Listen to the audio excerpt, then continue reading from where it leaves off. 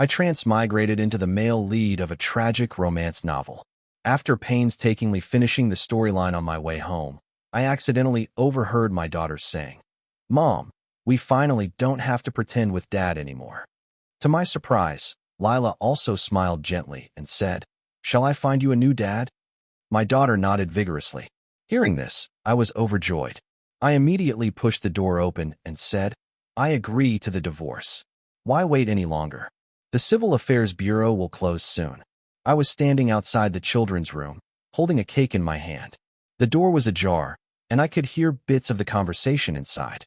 "Mom, will I never get sick again?" my daughter Mia's voice echoed.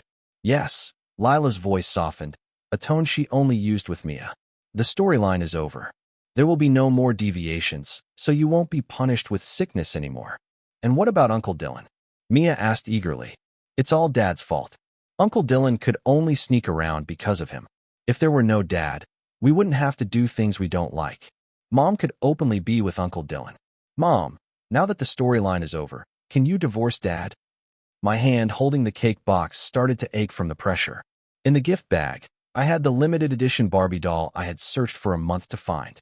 There was a moment of silence inside the children's room.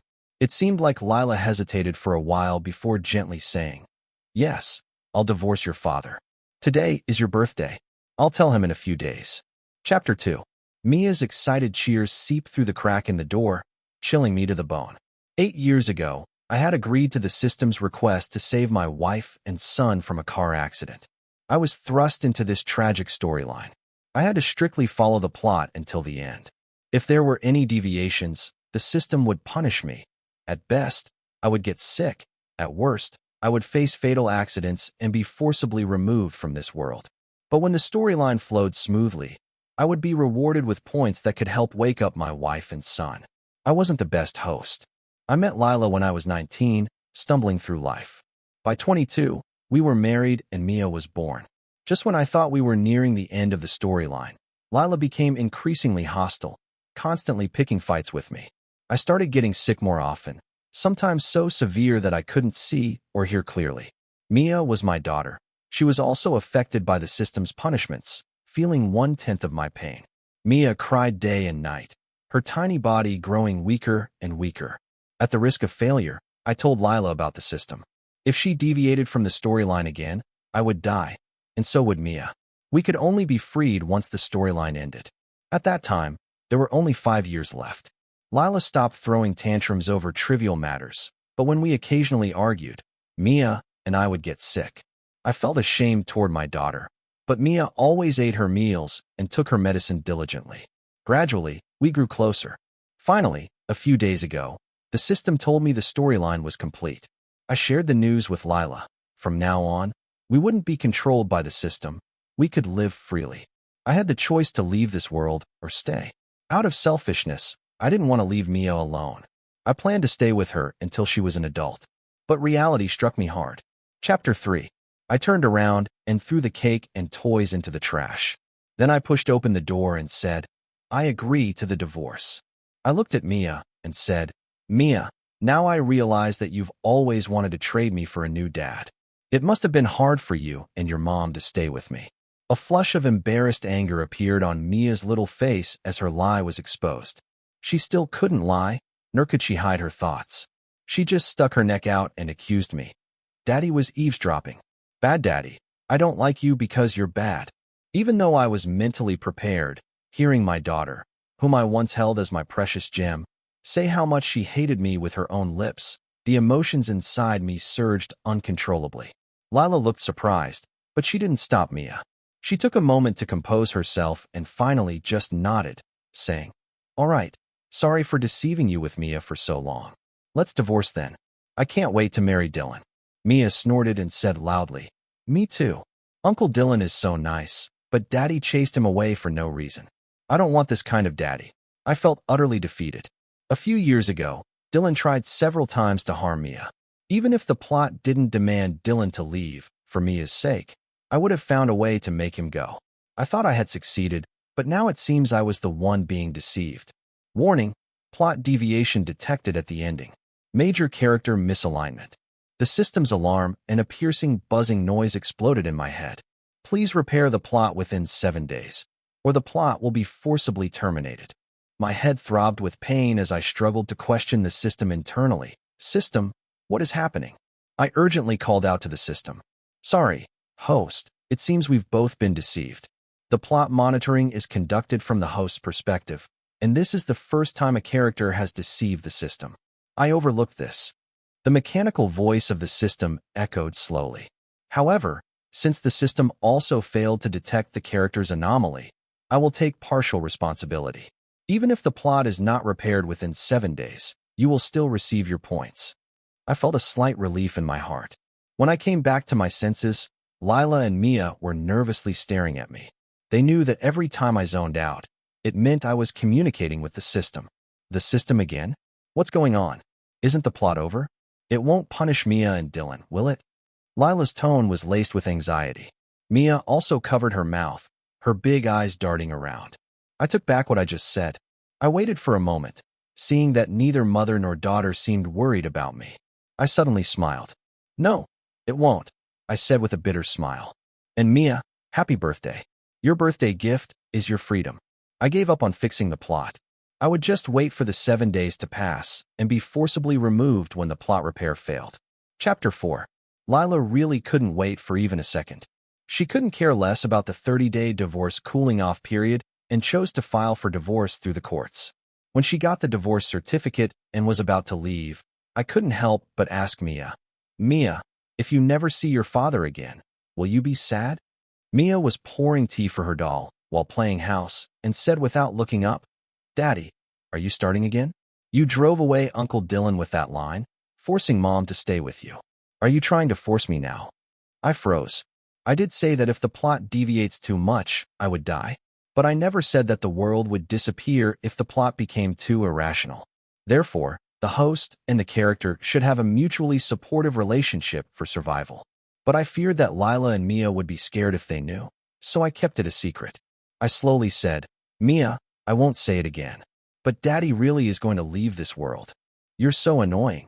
Mia suddenly grabbed the tea set and threw it at me, her little face full of frustration.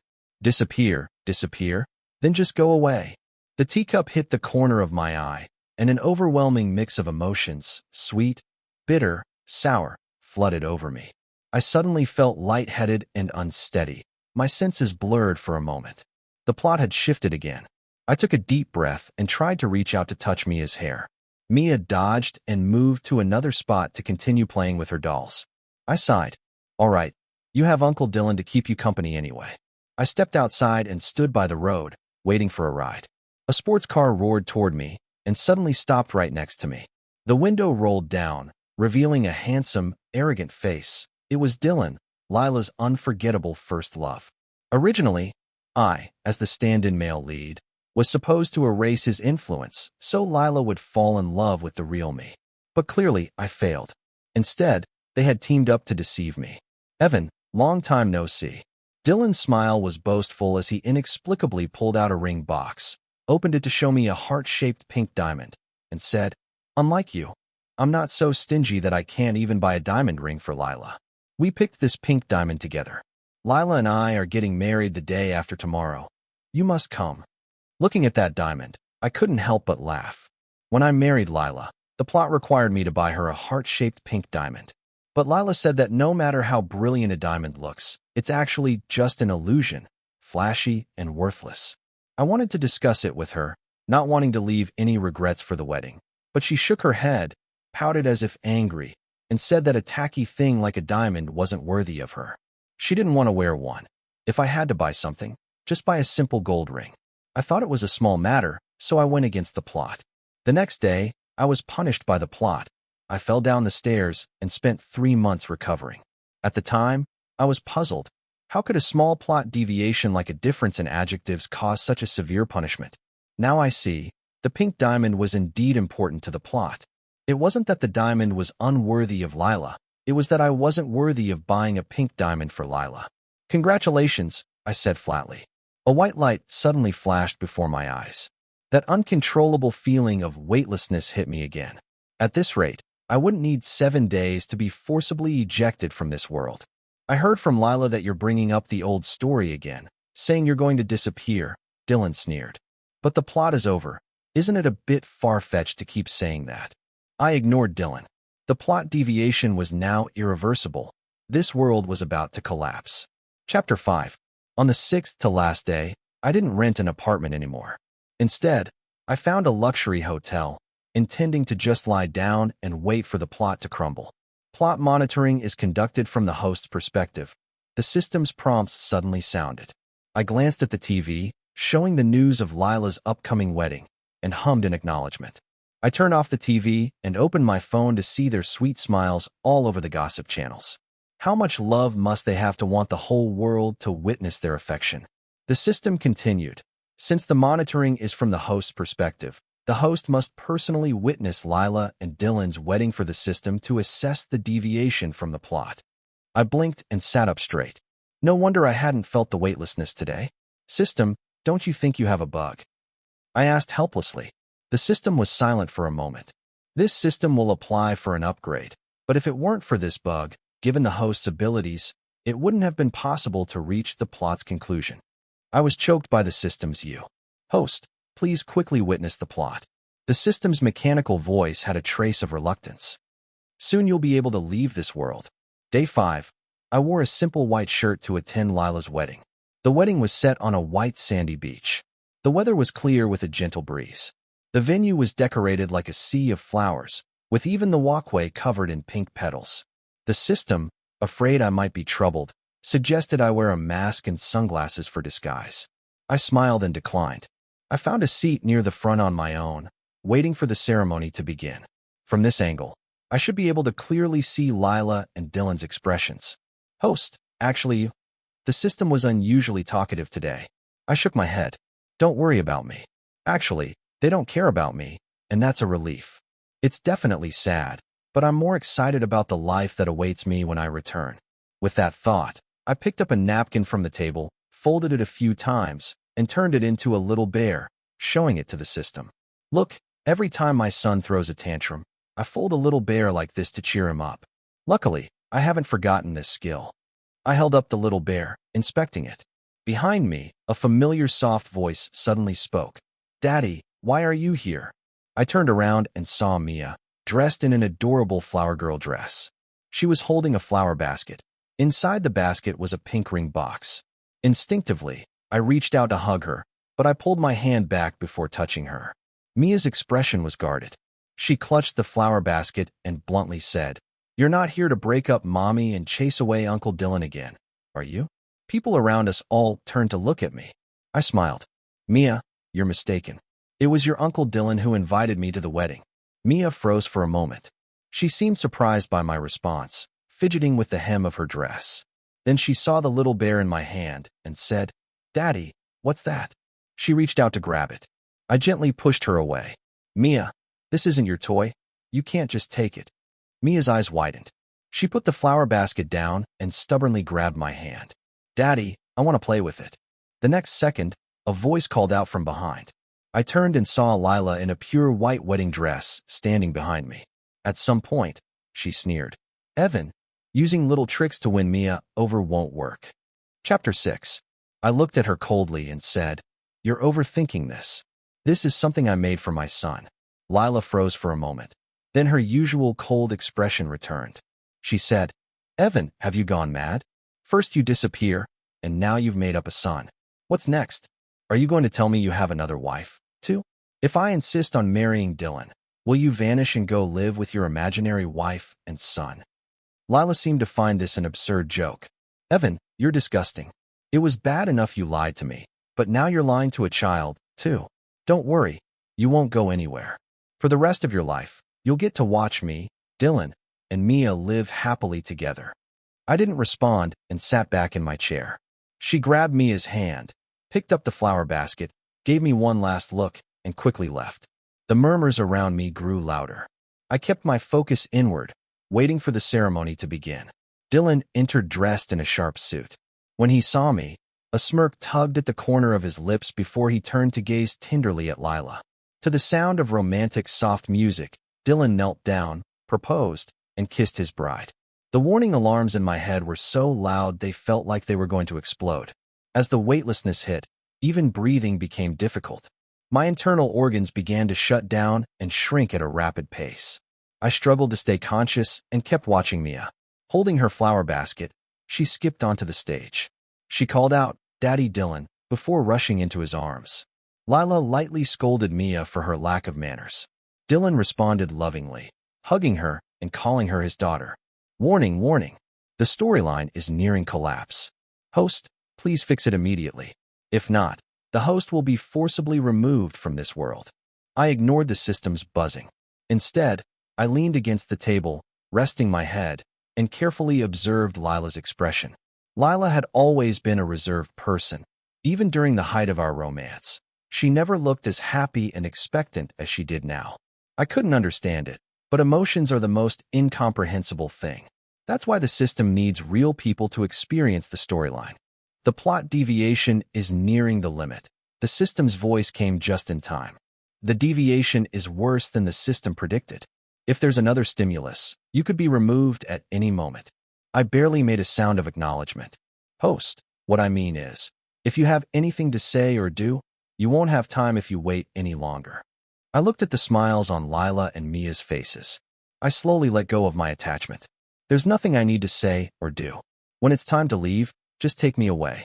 The ceremony had reached its emotional climax. Dylan took the ring box from the flower basket.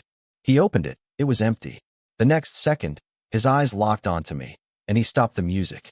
"The ring is gone," he said. Everyone turned to look at me. Their suspicious gazes drilled holes into my body. Mia was the first to react. Her childish voice rang out. "Just now, I was holding the flower basket and went to find Daddy." Lila, biting her lip, holding her skirt in frustration, said angrily, "Evan, you took it, didn't you? Give back the ring." Dylan, however, shook his head, pretending to be conflicted, and said, "Evan must be joking with us." In reality, I didn't even have the strength to stand up or refute them anymore. My indifference completely enraged Lila. Chapter 7. I knew it. Lila walked up to my side, grabbing my arm and saying, "Attending the wedding was just a cover. The truth is, you want to ruin my wedding with Dylan. Evan, you're really disgusting." I used all my strength, but could only manage a faint smile. Mia ran over too, kicking and punching me with her little arms and legs. It didn't hurt, but my clothes became stained with dirt. "Bad Daddy, you're ruining everything again. Daddy only hurts others. You only spoil the fun. I don't want you, Daddy. Just disappear." After Mia's shrill screams, the world suddenly came to a halt. The pain, the sense of weightlessness, and even my sadness all vanished. The entire space was frozen. Everyone's movements were suspended. Warning, the plot has collapsed. Host Evan will be ejected from this world in 5 seconds. The monotonous mechanical voice echoed. I quietly watched as my soul began to detach from my body. 5. Lila was holding onto me tightly, her nails deeply embedded in my flesh. If time hadn't frozen, I thought I would be in a lot of pain. 4. Mia, like an angry little kitten, had her cheeks flushed red, baring her teeth. 3. Dylan raised an eyebrow slightly. He stood on the platform, leaning down to enjoy the show. A faint pink reflection from a gem peeked out of his suit pocket. I understood he had hidden the pink diamond on him all along. 2. I idly looked around. Most people looked at me with contempt, disdain.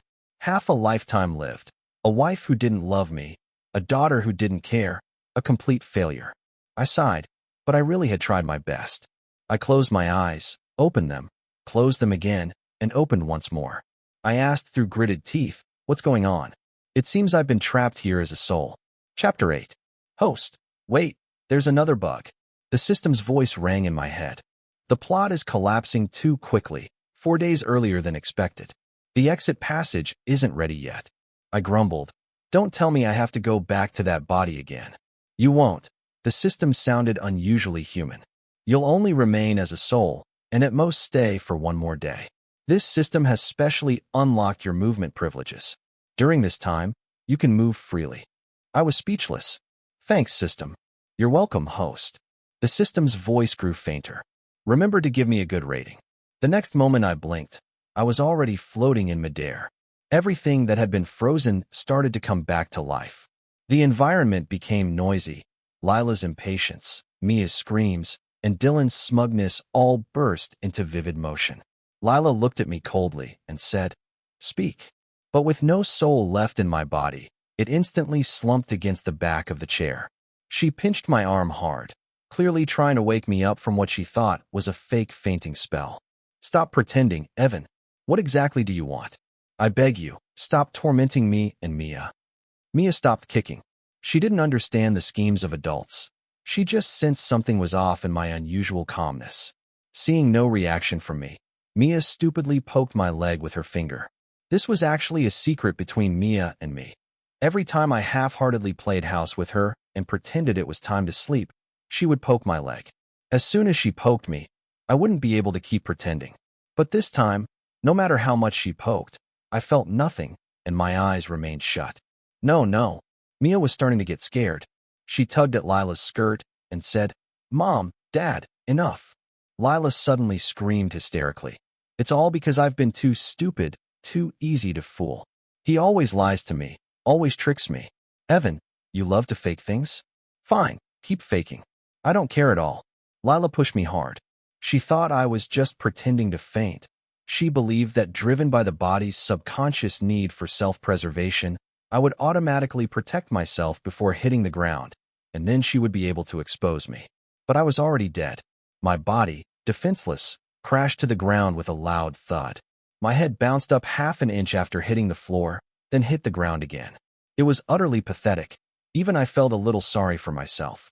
The way I left wasn't exactly dignified. People around me started screaming. Someone shouted to call 120 for an ambulance, someone else to call the police. Others were already pulling out their phones, eagerly filming the scene. Lila's face remained determined, even when Mia threw herself on my body, screaming, "Daddy," in terror. Lila kept that same expression even when Dylan rushed down and checked my breathing. Lila's face didn't change even as people shouted, "He's dead." And does anyone know CPR? Lila didn't even lower her eyes to look at me. It wasn't until 120 arrived and took me, and the now unconscious, crying Mia, away that Lila still stood there. The doctor asked if there were any family members to ride with us. When no one responded, they had no choice but to leave. For a moment, I hesitated, not knowing whether to follow the ambulance or stay here. Lila just stood there, cold as ice, oblivious to everything changing around her, as if in a dream. No one went over to wake her up, not even Dylan dared approach her. The crowd gradually dispersed. It was only then that Lila seemed to come back to life. I floated in front of her, curiously watching her. Those familiar features were just as delicate and beautiful as they were 8 years ago, only now there was a layer of sorrow in her eyes. Chapter 9. What was Lila troubled by? It must have been our marriage. Clearly, I was just her stand-in, but in the end, I became her husband. At first, I went to great lengths to orchestrate chance encounters, to be romantic, foolishly pouring out my heart. She would always give me a faint smile, as if she could see through all my plans. Even so, she still agreed to go on dates with me, playing out each part of the storyline again and again. At some point, I even thought I had melted her icy exterior. But when Dylan appeared, Lila began to drift further away from me, especially after I revealed the existence of the storyline system. A wall went up between us overnight. I desperately tried to tear it down, but Lila kept rebuilding it. Even Mia questioned my feelings. This outcome must be what both mother and daughter wanted. Mia is still young, only afraid of losing someone. If Dylan buys her more toys, she'll be fine. But why isn't Lila happy? I leaned closer to Lila's face. Her eyelashes hung low, with droplets of water clinging to them. Her thin lips trembled as if she wanted to laugh, but maybe she wanted to cry. After a long pause, she whispered, "Evan, this time it's real." "No, it can't be. You're still lying to me." Suddenly, she raised her head, grabbed the car keys, and rushed outside. By the time we reached the hospital, the doctor had just confirmed my brain death. There was no need for resuscitation. Mia had already woken up. She sobbed and hiccuped, repeatedly saying that she didn't want Daddy to go, didn't want Daddy to disappear. The nurses tried to comfort her, but when they heard she had been kicking and wishing I'd disappear when I died, their expressions turned strange. In the end, no one went to comfort her. "Mommy." When Mia saw Lila, it was like she had seen her savior. She ran to her crying, They're not saving Daddy. They said Daddy is dead. Mommy. It must be because we weren't good. That's why Daddy died. Lila's eyes turned red, and she muttered in disbelief. What? Ignoring the staff, Lila rushed into the emergency room. I lay there lifeless on the cold operating table. The doctor shook his head and said, I'm sorry for your loss. Lila, unwilling to accept it, grabbed the doctor's wrist. Impossible. He has a system. How could he die so easily? The doctor looked Lila up and down, then asked patiently, What system? Lila, dazed, replied, The system? Unless I stop loving him, he can't die. The doctor's eyes immediately took on a strange look. He silently stepped back a few paces and said, Do you love him? Lila lowered her face. Yes. The doctor seized the opportunity, yanking his hand free and backing away even further. Are you his family? He's been confirmed dead. You should prepare for the cremation. Lila stared at the doctor in disbelief. No, you don't understand what I'm saying. The system, do you understand? Unless. The doctor, reaching the end of his patience, had heard enough. During the resuscitation, the doctor and nurses had already pieced together what had happened. Seeing Lila's current state, the doctor felt frustrated. First, Madam, I don't know what this system is that you're talking about. Second, as far as I know, the deceased's time of death was during your wedding with someone else. With that, the doctor hurriedly left the room. Lila looked at me, lost. She let out a sarcastic laugh. Evan, I admit it, you scared me. Fine, you win. I won't marry Dylan. Is that enough? Can you wake up now? She walked over to me, poking my face. System, I know you can hear me. Bring Evan back. Mia can't live without her dad. But unfortunately, no one responded. Lila continued muttering to herself for a long time. She seemed deeply engrossed in her role, unable to believe that I had truly died. Chapter 10. I floated out aimlessly. Mia curled up in the chair, hugging her legs, sobbing uncontrollably. Dylan had already changed his clothes and hurried over. He sat beside Mia, gently reaching out to hold her. Uncle Dylan. Mia looked up, bursting into tears as she threw herself into his arms. Daddy is dead. What am I supposed to do? Dylan's expression was hard to read. He patted Mia's back, speaking softly. Don't be afraid. Uncle will be here with you. Mia raised her tear-streaked face. Uncle Dylan, I just thought about it. Daddy didn't even touch the flower basket. It was you who told me to take the flower basket to Daddy. The ring was lost. It wasn't Daddy's fault. Dylan's body stiffened abruptly. He looked away and said, Uncle also believes your daddy is innocent. Mia, however, wouldn't let it go. But Daddy is dead because of Mommy and me. I looked at Mia, feeling deeply moved. She was more emotional and perceptive than Lila, but being so young, she was easy to deceive. Mia, what are you saying? Dylan forced a smile. Your daddy died from a sudden heart attack. No. Mia stubbornly stared at Dylan. Daddy was killed by me, Mommy, and you, Uncle Dylan. Dylan's expression cracked. He could feel people around him watching, whispering. Mia. Dylan raised his voice, hoping to suppress her. Your daddy insisted on coming to the wedding. He couldn't handle the shock and died. How could that be my fault? Mia had never responded well to pressure. She forcefully pushed Dylan away, jumped to the ground, and shrieked. Uncle Dylan told me to make Daddy angry. That's why Daddy died. Uncle Dylan and Mommy and I. We all knew if we left Daddy, he would die. The child's voice carried naturally. The bystanders hiding in corners, leaning on chairs, pretending to look at their phones, all turned their shocked gazes towards Dylan. Dylan reached out, trying to cover Mia's mouth, but it was too late. Mia cried out loudly. We killed Daddy. Daddy is dead. Dylan cursed silently in his heart. He had warned Lila not to tell Mia about the system. A child with such unpredictable moods could never help them deceive the system. But Lila insisted, saying Mia was mature enough to understand. Plus, people are more likely to believe a child's words. That's why Dylan agreed. Later, he was even relieved that Mia knew about the system. After all, Mia's betrayal was the deepest wound for Evan. What could be more suffocating than a betrayal from your most beloved daughter? Dylan found it all amusing. But he hadn't expected Evan to die so quickly, and even worse, die at his wedding. Though in a way, it was a blessing in disguise. Upon further thought, Dylan realized he no longer had to worry about Evan or the system. As long as he managed his relationship with Mia carefully, the future was bound to be bright. Mia, Keep your voice down. Dylan softened his tone, speaking quietly. You know, no one will believe that there's a system in this world. Mia's sobbing stopped abruptly. Her eyes were filled with a strange, hopeless emotion. She looked like a wounded kitten that had been abandoned. I floated next to her, wanting to touch her, but my hand passed right through her. My dear Mia, even as a soul, I still felt a pang of sorrow. Chapter 11. Later that evening, Lila took Mia home. Dylan accompanied them. The driver quietly drove the car. Mia, exhausted from crying, lay asleep in Lila's arms. Dylan had been wanting to say something, but Lila, her face cold as ice, bit her lip and remained silent. When they got out of the car and arrived home, the nanny took Mia upstairs. On the first floor, only Lila and Dylan remained. Dylan was the first to speak.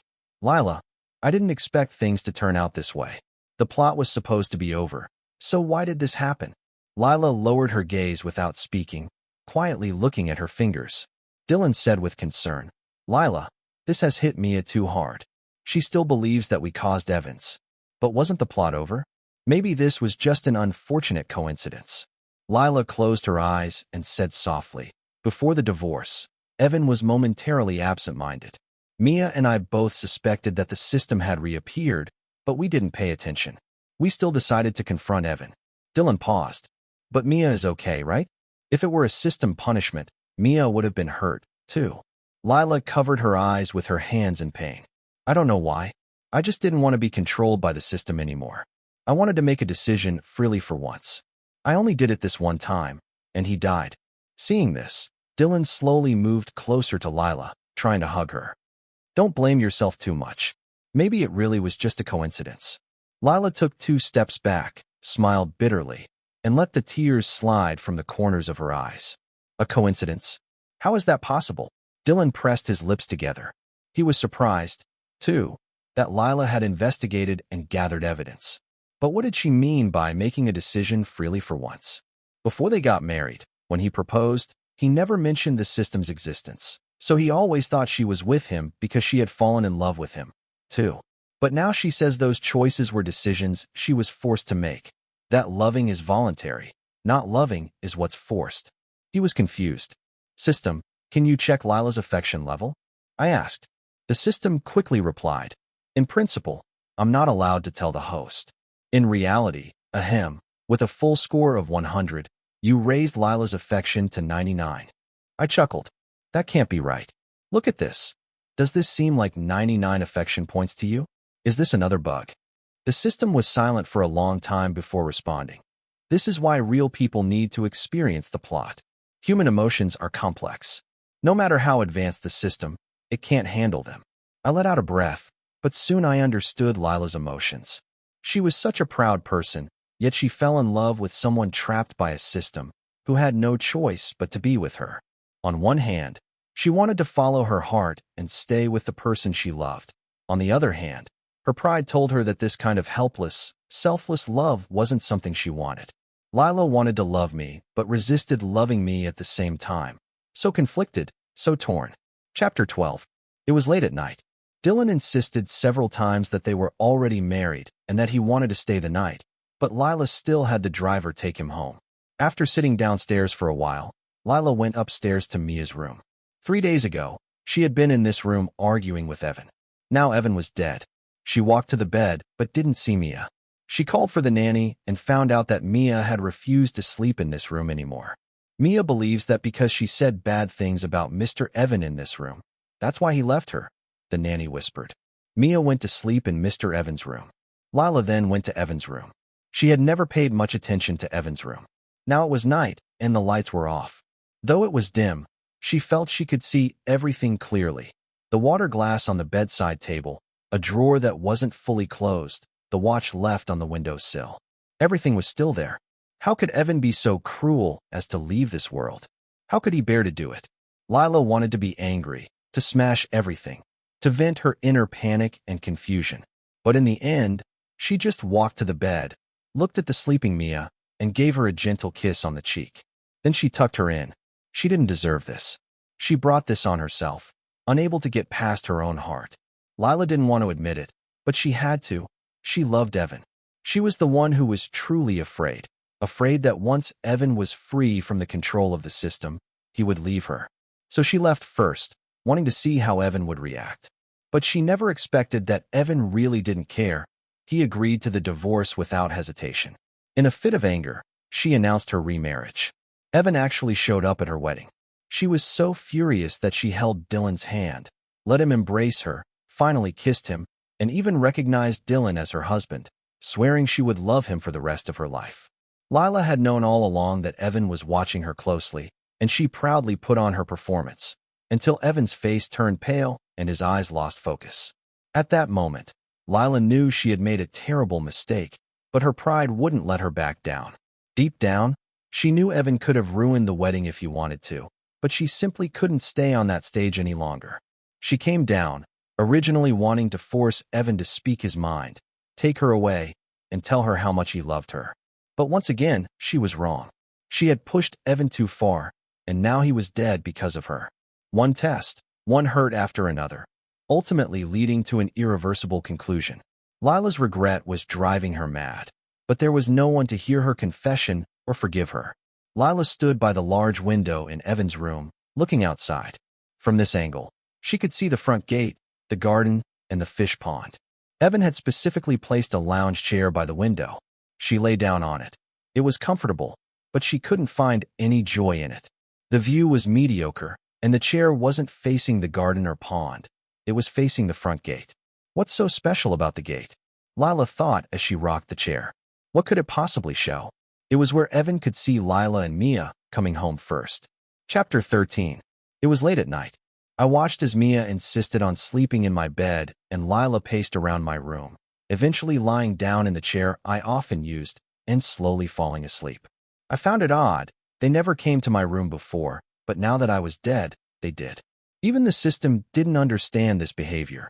After analyzing it, it made a crackling noise like it was malfunctioning.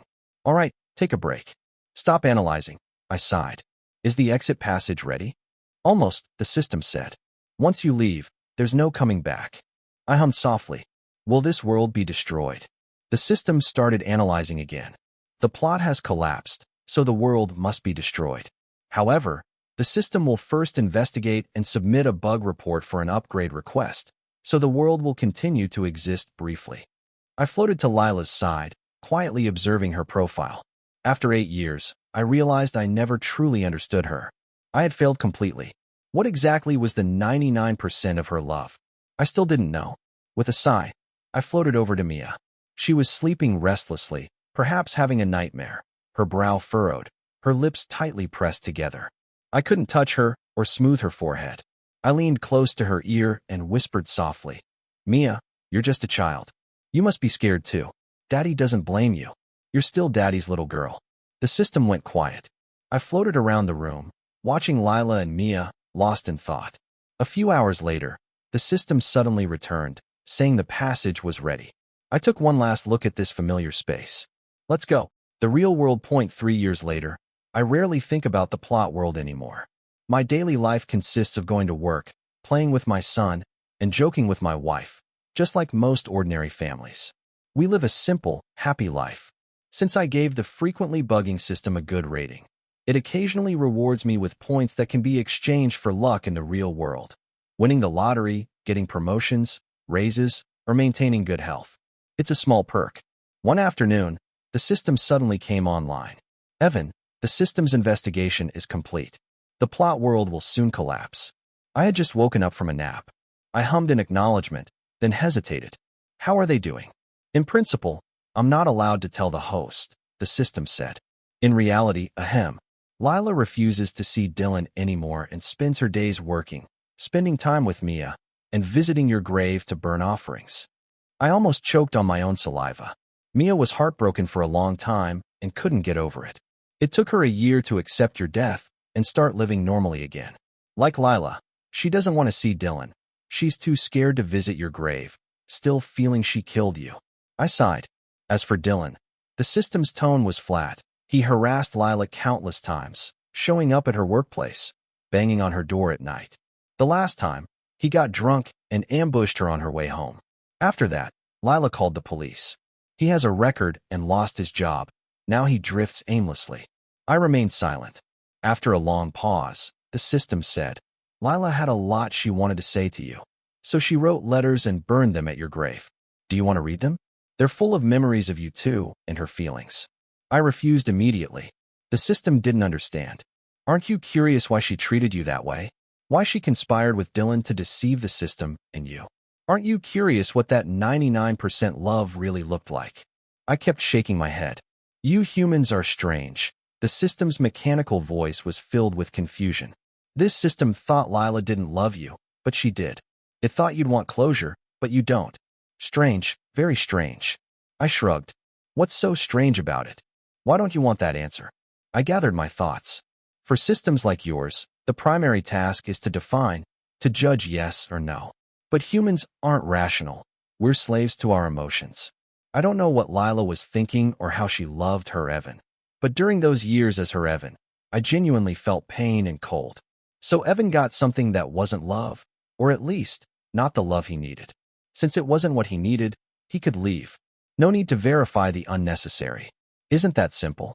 The system made a faint buzzing sound as it processed this. A few seconds later, it said, love is love. Not loving is not loving. This system doesn't understand. I burst out laughing. First, love is joy. Second, even if I verified that Lila loved Evan, if Evan was still in agony.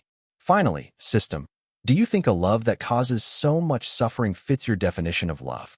The system crashed again. I refused the system's offer to show me the letters Lila had burned for me. It was eager to study my reaction, but I refused again. The system finally gave up, but still deemed my refusal worthy of study. As compensation, it continued giving me points, allowing me to live comfortably so it could keep observing. A year later, the system's upgrade report was approved. After the upgrade, it realized Lila's Evan was dead. The real Evan was alive. The burdens of the plot world shouldn't be forced onto the real him. The system felt guilty and gave me a huge amount of points, so many that I worried I might live to 200 or become a scientific curiosity. Many years later, the system was busy with other hosts and rarely appeared. I was content with my peaceful life. In the end, life is long and worth loving.